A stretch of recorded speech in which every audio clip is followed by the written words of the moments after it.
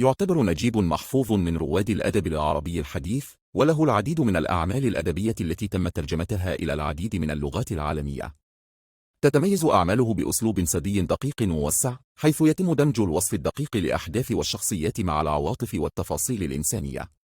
تعكس أعمال محفوظ التحولات الاجتماعية والسياسية التي شهدتها مصر في عصره، وتعالج موضوعات مثل الفقر والظلم الاجتماعي والاستعمار والهوية الوطنية. وتعتبر رواية اللص والكلاب إحدى أهم أعماله، حيث تعكس بشكل واضح التحولات الاجتماعية والسياسية التي شهدتها مصر في تلك الفترة. إذا كنتم تبحثون عن قراءة ممتعة ومثيرة للاهتمام، فإن أعمال نجيب محفوظ هي الخيار الأمثل. فتابعونا على قناتنا للاطلاع على مقتطفات من أعماله ولتتعرفوا على تفاصيل حياته وإنجازاته. هذا المحتوى بالكامل تم إنشائه بواسطة الذكاء الاصطناعي، والآن فلنبدأ في رواية اليوم.